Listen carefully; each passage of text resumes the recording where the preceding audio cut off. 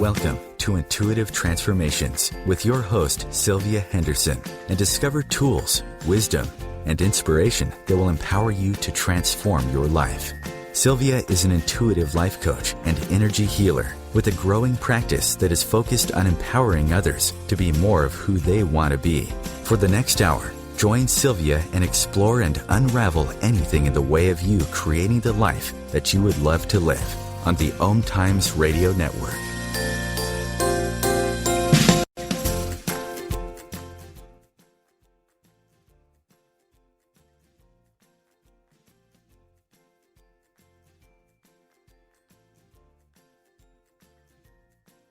Your host, and you can find me here live every Sunday evening at 6 p.m. Pacific Time and 9 p.m. Eastern right here on OMTimes Radio FM. If you do miss a live show, that's not a problem because you can find all of the previously aired Intuitive Transformations radio shows the day after a live show airs at podcast.omtimes.com. That's podcast.omtimes.com. And then from there, you can download any show right onto your computer or your mobile device. You can even post it on a Facebook page and send it out to your Twitter followers as well.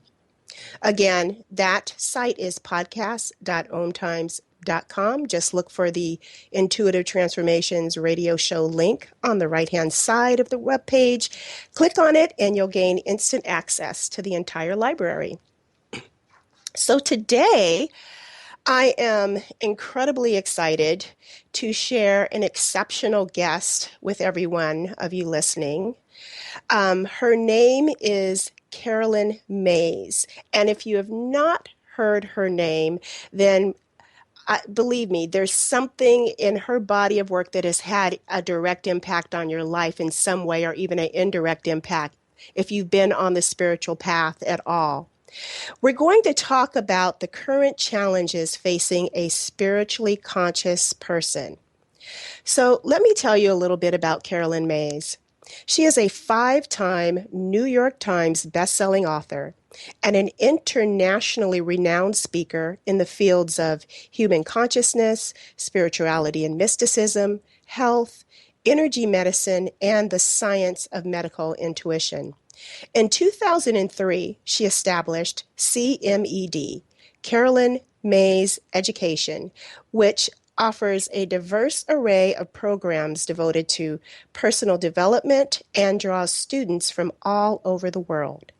In addition to hosting a weekly radio show on the Hay House Network, Carolyn Myss maintains a rigorous international workshop and lecture schedule. After completing her master's degree, Carolyn co-founded Still Point Publishing while simultaneously refining her skills as a medical intuitive with the assistance of well-known Harvard-trained neurosurgeon Dr. C. Norman Shealy. She developed the field of energy anatomy, a science that correlates specific psychological, physical, and spiritual stress patterns with diseases. Her research proved so accurate that it became the subject matter of The Creation of Health, a book co-written by Carolyn and Dr. Shealy. In 1996, Carolyn released Anatomy of the Spirit, which was a New York Times bestseller that has been published in 28 languages and has sold over 1.5 million copies. Her third book, Why People Don't Heal and How They Can, became another New York Times bestseller. And after she pursued her interest in the language of symbols, myths, and archetypes, she wrote another book called Sacred Contracts, which was based on that work, which also became a New York Times bestseller. It's published in 18 languages, and it posts sales of well over 1.6 million copies. Carolyn followed with 2 more New York Times bestsellers, Invisible Acts of Power in 2004 and Entering the Castle in 2007. Carolyn's latest book, Archetypes, Who Are You?, was published in 2013, and She also has a book she published in 2009 titled Defy Gravity, which explored the mystical phenomenon of healing that transcends reason. In 2003, she was given her own television program on the Oxygen Network by Oprah Winfrey, and it ran successfully for 1 year. And she's also been a featured guest on Oprah Winfrey's Super Soul Sunday on the OM television network. In addition to her written work, she has produced more than 80 audiovisual products on subjects that include healing, spirituality, personal development, and the study of archetypes. Carolyn Myss, thank you for joining us and welcome to the show. Well, thank you. I mean, I very rarely listen to my biography being, wow. You've done a lot, lady. Yes, I guess I have. So, Carolyn, today's show topic focuses on the challenges facing a spiritually conscious person. And because spirituality is a very diverse subject matter, which can entail a variety of teachings and understandings, can you please share your definition of a spiritually conscious person, and what does it mean to be spiritually conscious? Well, I think that's a high-risk definition, actually, Sylvia. I think there isn't one definition for that. I mean, there's the Buddhist way of approaching it. There's Christian mystic way of approaching it. There's, what does it mean to be spiritually conscious? That's a huge, it's a subjective. The consciousness is very subjective, Sylvia. I mean, for some people, it means, they're conscious of what they eat. They're conscious of themselves, and they don't pay attention to what goes on in the world around them. They don't want to look at the political sphere. They don't want to look at their connection to the greater whole. They're disconnected from that. And so their notion of conscious it extends as far as the parameters of their personal life. For other people, being conscious includes the animal kingdom and the environment. For others, it doesn't. For other people, conscious means to be an activist, to be very much aware that if this world is going to change for the better, you better participate in it, because it's not going to change by itself. So consciousness is like a layer cake. I mean, it's like a building. What floor do you want to live in? Because if you're on the first floor, you're going to see very little. If you're in the penthouse, you're going to have a global perspective, in fact, a cosmic one. So it depends what floor you live on. So then, do you feel that as a whole, just having that awareness of divinity or other than self or the connectiveness is part of that definition of being spiritually consciousness that's a little bit more global? Pardon? Do you think that having that awareness of divinity, divinity doesn't do you any good at all? Not any good at all. It's what your practice is. I see. We've become very mental, and there's nothing, your mind is not your ally, Sylvia. That I know. I don't care what your awareness is. You could be aware that you're not supposed to walk across the street with traffic, but unless you pay attention to that and actually don't. We've taken our spiritual practice and we've turned it into discussions. Discussions are not a spiritual practice. What you're aware of does not help you at all. You can be aware that eating certain things are bad for your health, says the diabetic, but you eat it anyway. Who cares what you're aware of? Awareness doesn't help you at all. What does that mean? It means it's what do you actually live? You can be aware that being judgmental is a bad thing and you're judgmental as hell. You could be aware that being charitable is a good thing, and you walk past every homeless person on the street. So I don't care what someone's aware of. And conscious is a very dangerous word. I wish it had never been introduced, because it's eclipsed the word conscience, which is the real powerhouse word. Conscience. People don't pay attention to their conscience. And that's the word that matters. So when you say people don't pay attention to their conscience, that's that inner knowing whether or not they've crossed the line somehow in their integrity. Is that what you're speaking of? Conscience is the word that's attached to the sacred. I see. Conscience is the word that has consequences. Is this good? Is it evil? Is it right? Is it wrong? Your conscience is the part of you that takes you into reflection, that causes you to actually have to answer to things and to others and to yourself. It's your conscience that connects you to your intuitive system, to your gut instinct, to a sense of the sacred, to a sense that I have to be accountable. It's your conscience, not your consciousness. Consciousness is, what does that mean? It doesn't mean anything. It's an empty mastacholi noodle. It has absolutely no meaning at all. It has no attachment to the sacred, nothing. There's no consequences to whether or not you have a consciousness about anything. It's you're on your own. But when you have a conscience, you have to act on it. It will disrupt you. It will create consequences in your biology. If you repress... Oh, I hear music. Yes, we're a bit... Sorry about that, Carolyn. We're getting ready to go right into a break.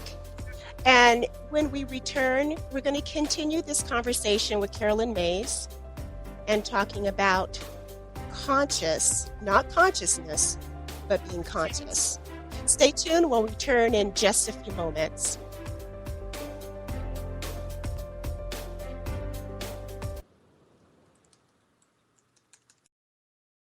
The best of holistic, spiritual, and conscious world. OMTimes Radio. IOM FM. Being a radio host on IOM FM allows you to build your show on a rich platform with the power of the internet to fulfill your outreach goals and connect with a very specialized and global online audience, unlimited by time and distance. OMTimes Radio will provide you with web relevance, a recognizable conscious brand, and with the standard of excellence that has accompanied every single OMTimes endeavor. Host your show with OMTimes Radio Network. Do you want to be a better communicator? Do you want to better connect with the important people in your life? Do you want to enrich your relationships? If so, join me, Matthew Cooper, on the Positive Control System Show every Wednesday evening at 11 o'clock p.m. Eastern Standard Time on OMTimes Radio. I'll meet you there. The name is Bond. James Bond. No, the name is Joe. The Joe Show. And we are returning back for our 9th season here on OMTimes Radio.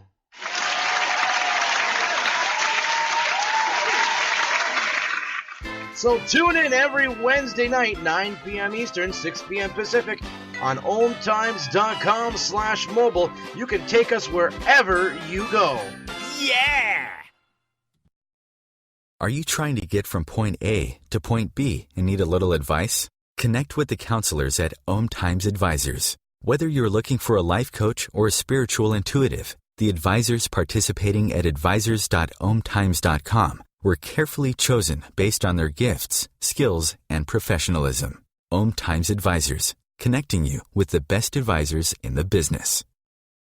The best of the holistic, spiritual, and conscious world. OMTimes Radio. IOM FM.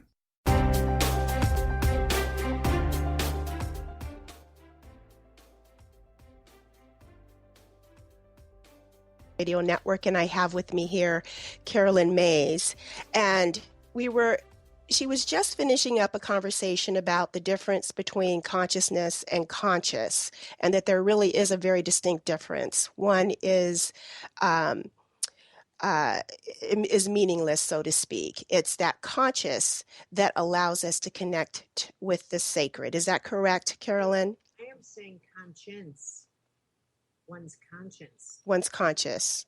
No, conscience, as in conscience be your guide, not conscious. I see. Conscience. Beautiful. Not So conscious, your conscience. I just think of Pinocchio and Jiminy Cricket, letting the conscious be your guide.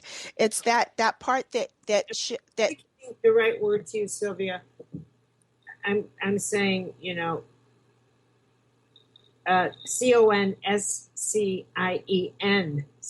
conscience. Oh, okay. Thank you. Yeah, you're not hearing me. I'm saying your conscience.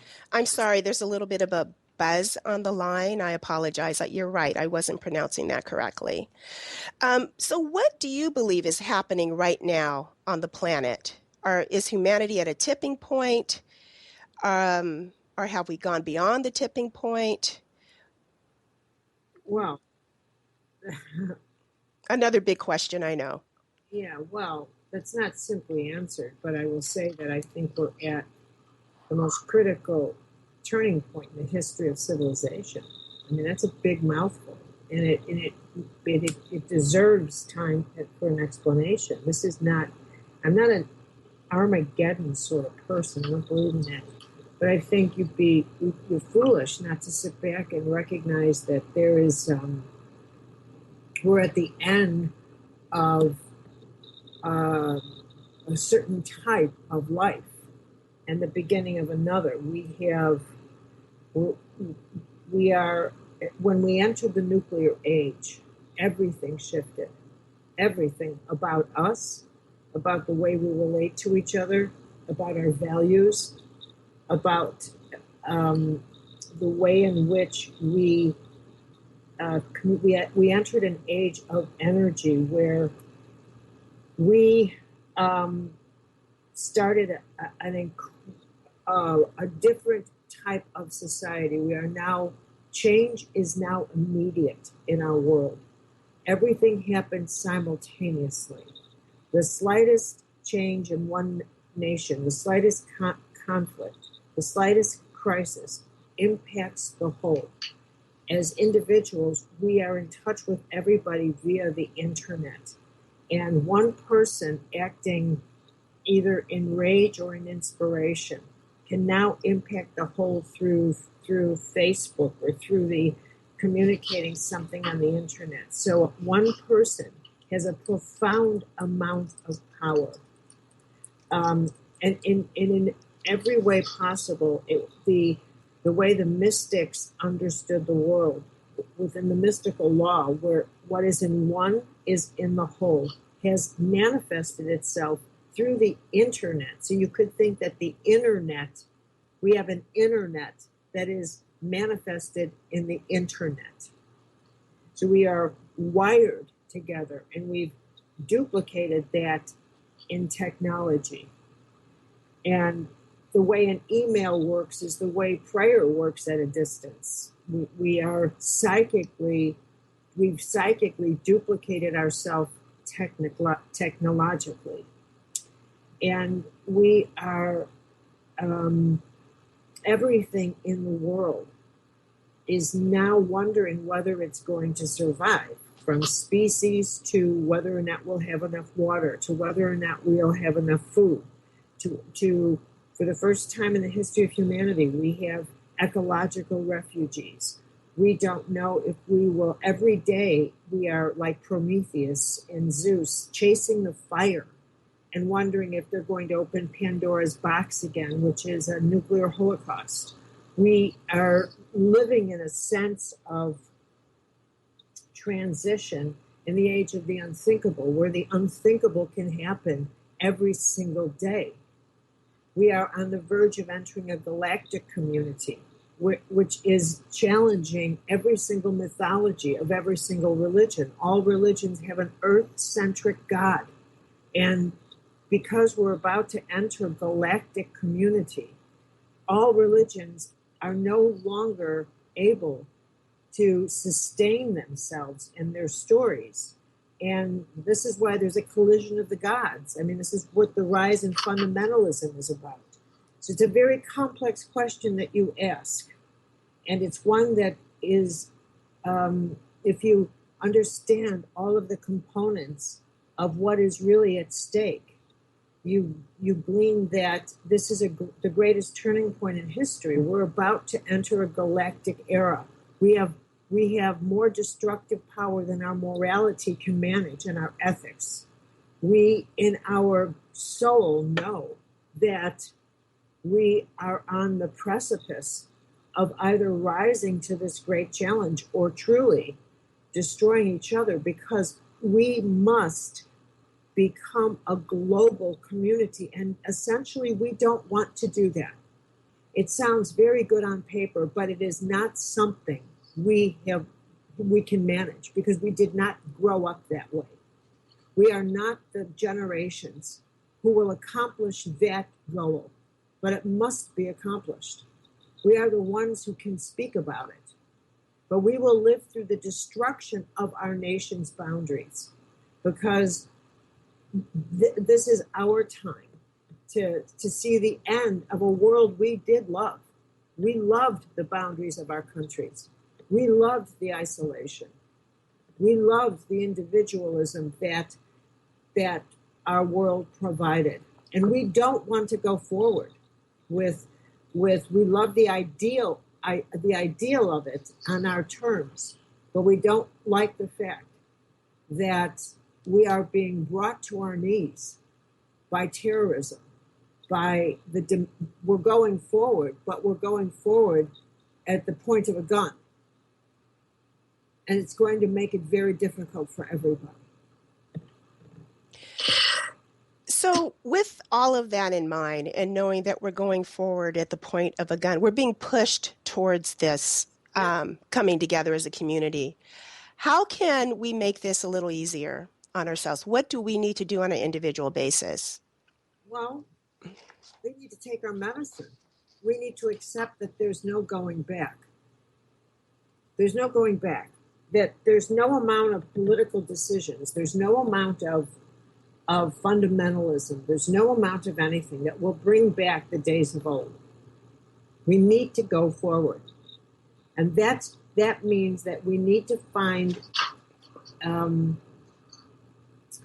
we need to rise to the teachings that we have absorbed in ourselves. That if we believe all is one, we have to live that. If we believe there is one universal source, then we have to see that in everybody. We have to rise to our highest, the highest we can be in ourselves. We have to do that. We cannot become a violent person at a time of violence.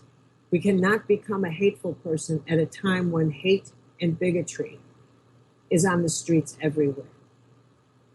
We cannot sink to the lowest common denominator. We have to practice Buddhism, in which we see through the illusions in the world. We like Teresa of Avila would say, we can't let reptiles come into our soul. We cannot do that. This has to become the living spiritual practice. You don't sit around and talk about these things. You have to now live the teachings that you've read about. Reading won't help you. You have to live this. You have to say, I've become infected with prejudice, and I have to get it out of my system. Well, I think about that synagogue. There was a synagogue that came and opened their doors to a Muslim mosque that was burnt down. And to me, that's a little bit of what you're saying we need to start doing. That's exactly what I'm saying. We have to start the courageous choices of building bridges to people who need it, and being examples of I will not fall under the spell of this darkness. I will not do it.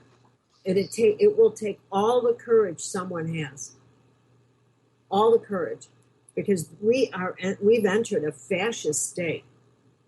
with the fascist hatred of people screaming it from their political podiums. And we have become a country where people are actually supporting a candidate who is screaming for a fascist state. And when we have a history of being a great democracy, great democracy with open borders, and people do not get that means we are imprisoning ourselves, and he wants and military law in the streets, and people are cheering this, and they do not get that they're sinking their own ship. And what do? We stand up to this. We stand up to this. We stand up to this insanity. Well, it really is insanity, isn't it? Yes, it is. It's madness. This is madness.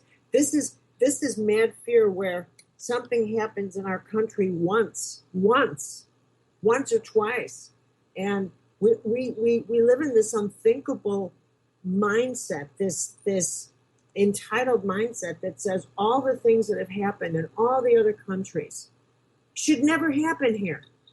It's not supposed to happen here. So when it does happen here, we act like, oh my God, shut down the borders, close the country, bomb another country. Oh my God, we can't handle it. So we handle it like frightened people. Pull out the weapons, bomb the country, shut the borders. We can't handle things because we have this myth that nothing like that should ever happen here.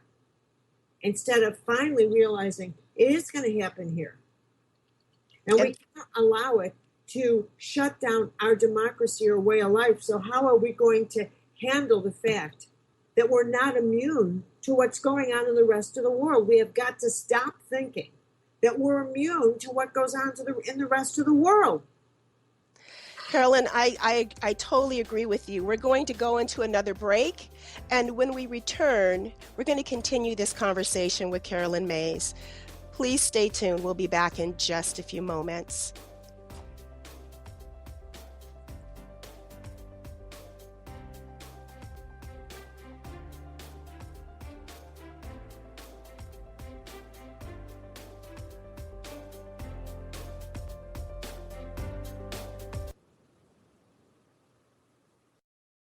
Your conscious lifestyle on steroids.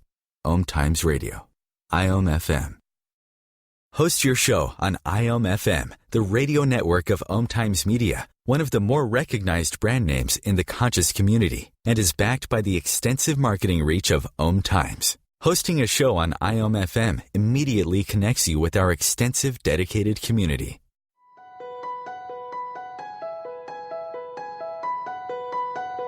Hello, I'm Miriam Knight of New Consciousness Review, inviting you to my new show where I interview the rising stars of the conscious awakening. We'll explore the many faces of consciousness in action and intriguing perspectives on life, the universe, and everything in between. Join us each Wednesday at 2 p.m. Eastern on the Rising Stars Show. Matt Connerton here. Join Jen Coffey and I twice a week for Matt Connerton Unleashed, a political talk show that's a little different than what you're used to. No liberal or conservative agenda here, just an honest dialogue about truth and how things really work in the world of politics. Matt Connerton Unleashed, every Tuesday and Thursday night at 11 p.m. Eastern on OMTimes Radio. The number one reason girls drop out of school in sub-Saharan Africa is lack of access to feminine hygiene products. The Pads for Schoolgirls Project, an outreach of Humanity Healing International, is changing this paradigm by setting up sewing programs at schools, teaching girls a vocational skill, while producing the reusable pads that help keep them attending classes. The girls pay it forward by making and giving pad kits to other girls in need. To learn more, visit humanityhealing.org. Humanity Healing is where your heart is. Conscious media for conscious minds. OMTimes.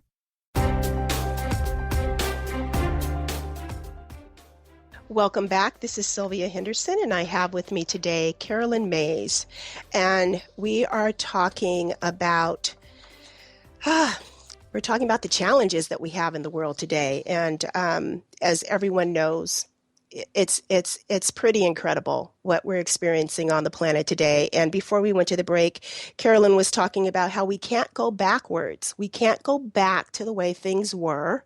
We have to move forward, and we have to finally practice what we've been reading about and have been taught. We have to be that teaching in action. And so, Carolyn, I have a question for you. You mentioned earlier that we're afraid of becoming a global community, even though that's what everyone talks about wanting to head in that direction of. Why are we so afraid of becoming a global community? Well, first of all, everyone doesn't talk about it. It's risky to say the word everyone, all, because it's not true. Everyone does not talk about it. Because it represents the loss of the superior position. And it represents the sharing of power, and it represents acknowledging the rights of other countries in a way that superiority precludes. So that doesn't make anyone comfortable.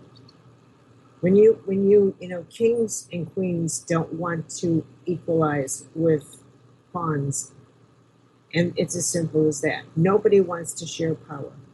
Nobody. And nobody wants to redistribute power. Those that don't have it want it. But if they got the lion's share, they would behave like lions. So that's just the name of the game.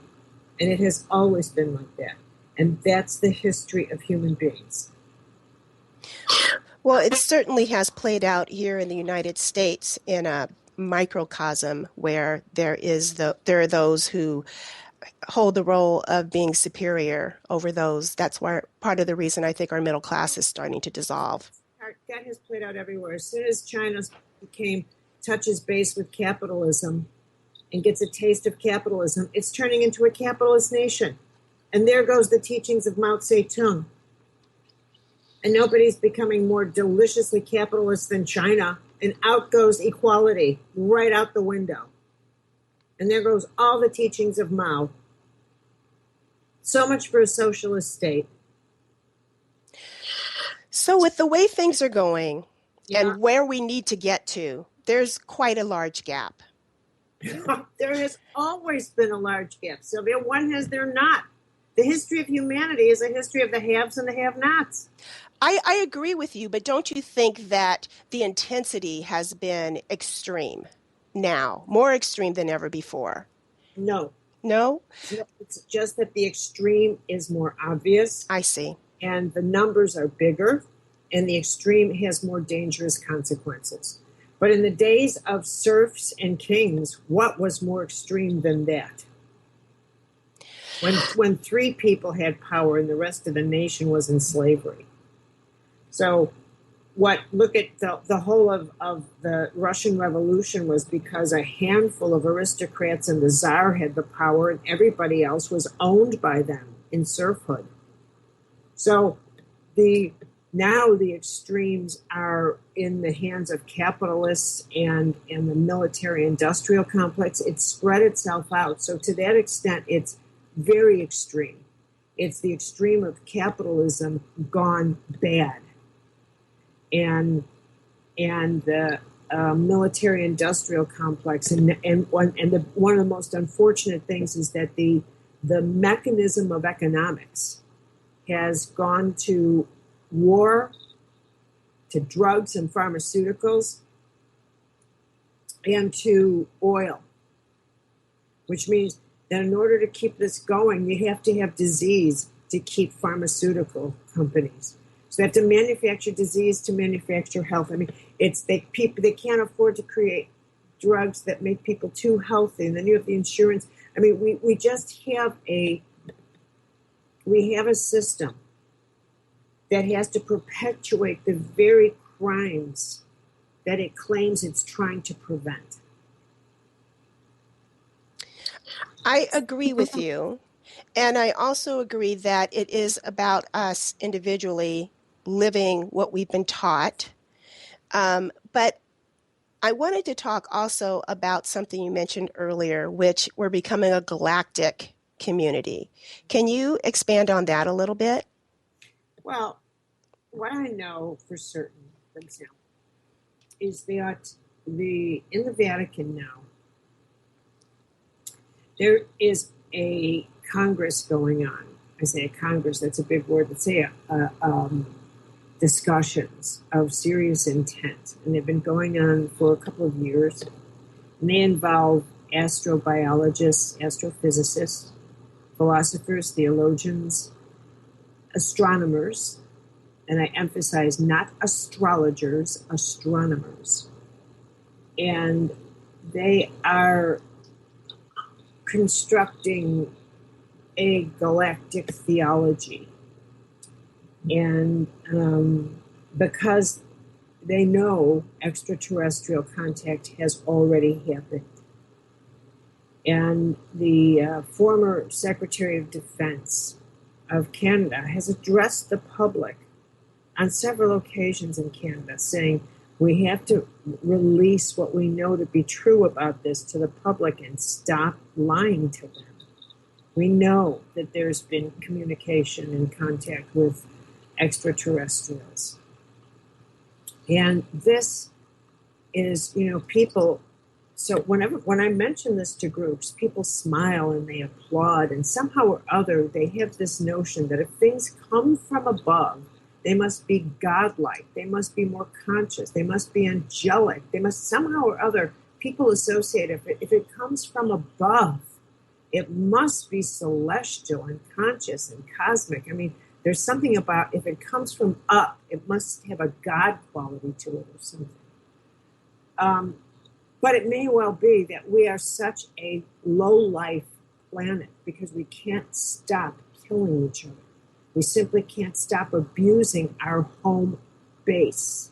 What kind of species does that? We simply can't stop killing. We pour our creativity into killing and destruction when there can be so much creation going on, but that's not what we do.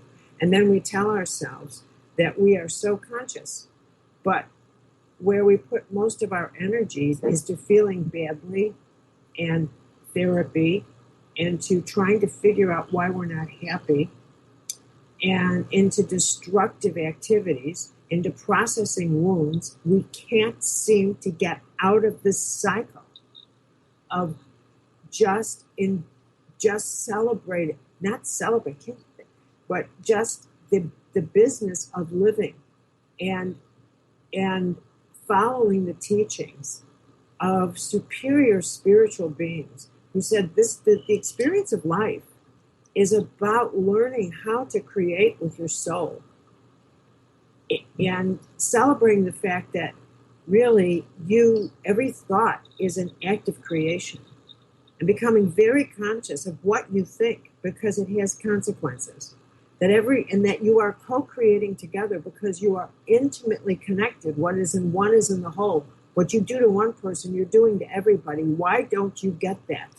Why don't you human beings understand that? You are intimately connected to everything. Why do you keep screwing that up? So when we look at we are about to enter a larger atmosphere of life. And that is going to take down every one of the religious mythologies that don't work for us anyway.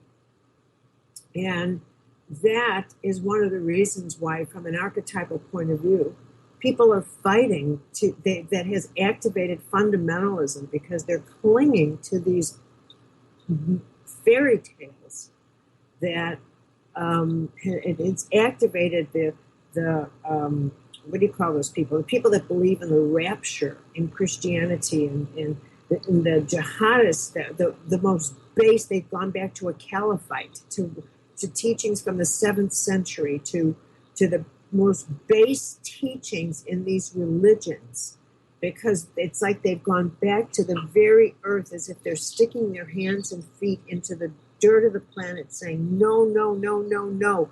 They're like primates that are screaming, no, no, no, no, no. We will not give up these baby stories, these primal stories. No, don't make us give this up. We will fight to the death to believe these fairy tales because they give us the right to own this earth underneath our hands and destroy each other. And that's what's going on. So with the galactic community, and you mentioned that just because they come from another planet doesn't necessarily mean that they have great intentions, but do you feel that there would be some assistance we could receive from others from another universe or another planet that would help us to resolve this? Because I know, and I know very little. I know very, very little. But from what I understand, let me put it that way, their intervention has been to stop the nuclear experiments from massive nuclear destruction. They have stopped that because there have been apparently very dangerous nuclear, but we nuke ourselves. What kind of people do that? What kind of species nukes its own planet? What kind of stupid creature nukes and renders its own planet useless? Is that because of self-hate? Because we're stupid. It's because of greed and power, and because the people that do this are actually under the impression, I am convinced, that they will not pay the price for their actions, that they somehow or other have secured a bunker under the earth for themselves, and that they can go ahead about the business of living safely under the earth while the rest, it's like Hitler. Hitler had a bunker, and he thought he was safe as well. We're going right into a break, and when we return, we're going to continue this conversation with Carolyn Myss. And really the question is, why are we doing this to ourselves? Yeah. We'll be back in just a moment.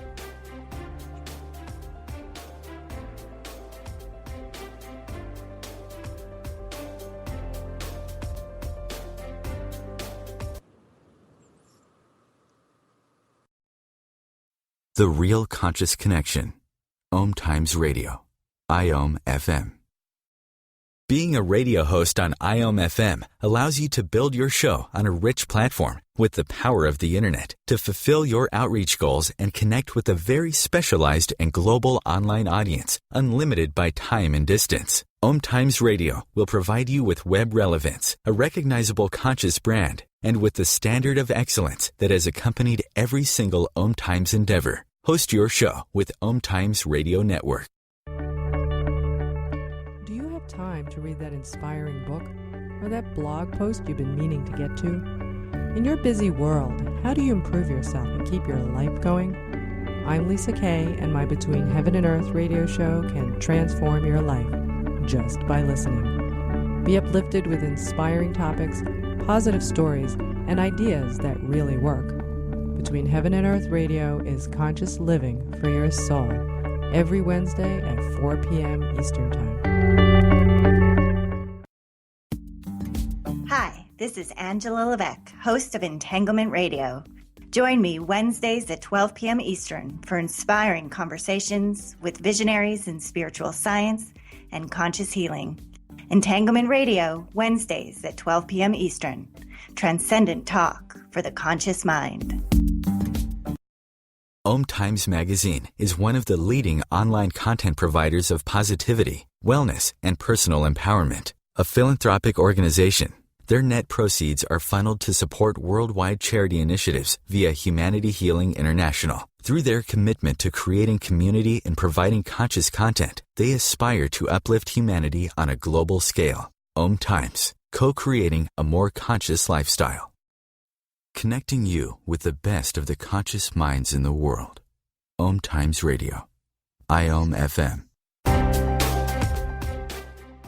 Welcome back. Again, this is Sylvia Henderson with Carolyn Mays, and we're coming up on the last segment of the show. And before we went to the break, Carolyn was talking about really how self-destructive mankind has become, as if we can create this nuclear experiments and not cause any harm to ourselves. And it is really insanity, isn't it? And you know, the thing is, we have so many options, and you can ask, why do we do this? And people will say, well, I'm afraid. And fear is not a good enough excuse anymore, Sylvia. And, fear's not an excuse for not acting on higher instincts and on truth. Fear's not an excuse anymore. And it shouldn't be allowed anymore to say, well, because I'm frightened, I am not doing the right thing. We've reached the point where personal fear is not a good enough excuse to not act. And people have got to finally recognize, I'm not acting because I don't want to. I feel it's someone else's job to save the planet and not mine. And there are many, many people, not everybody, but many people will either decide, I don't want to watch the news because it's too negative, as if not watching the news somehow or other disconnects them from their responsibility to care for this planet, from their responsibility as citizens, from their responsibility to the people that they live among in their community, from their responsibilities as a human being living at this time. Who cares if you're not watching the news? You are living and breathing and eating the food that's being produced now. And you are participating in the government in the country that you live. You have to be responsible on all levels of life now. You have to take part in the government. You have to write your senator and say, I do not want guns in my community. I want to be able to go safely into my community and think that I will not be shot when I am shopping at Kmart. I do not want to see, AK-47s in the shopping center. There is no reason why someone should have to go into the Jewel armed to buy groceries. We have become an out of control and combine legal marijuana and weaponry and tell me that with this philosophy that that an armed and drugged public is a safe country. No, I'm sorry. We've gone off the deep end. We have completely gone off the deep end.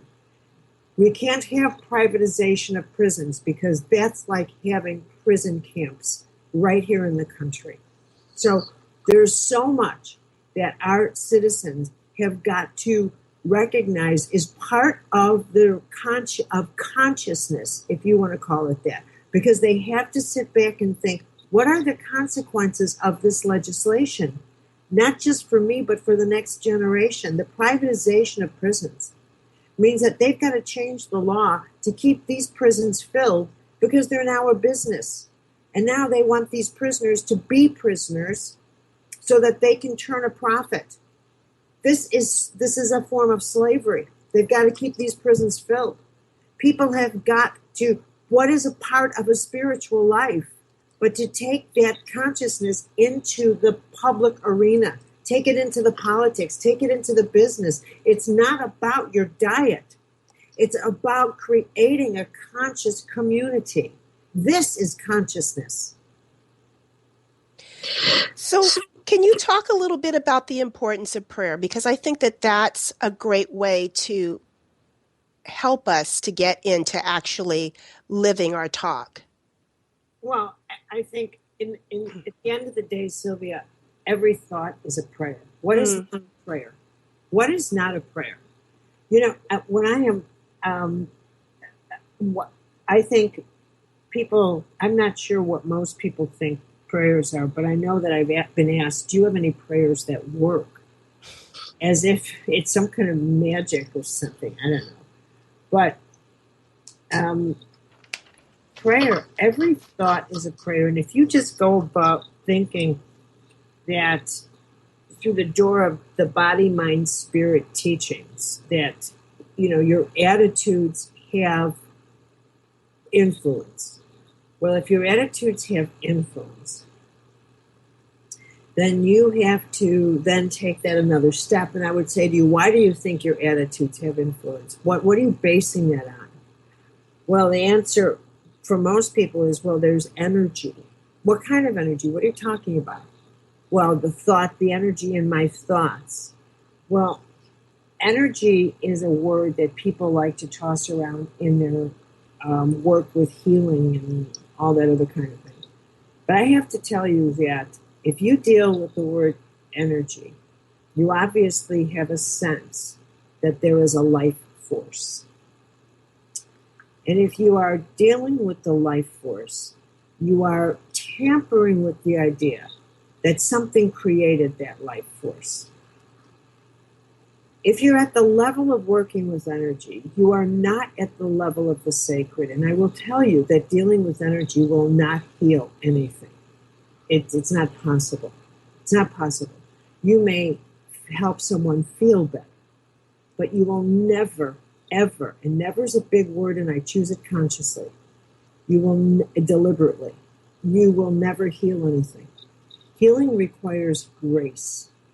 And it's not until you are involved in prayer, until you are partnering with something holy and sacred, until you take your shoes off on sacred ground and you position yourself where you realize, I did not create myself. That this whole universe did not just happen out of a big bang. That is a nice idea, but it's a bit preposterous.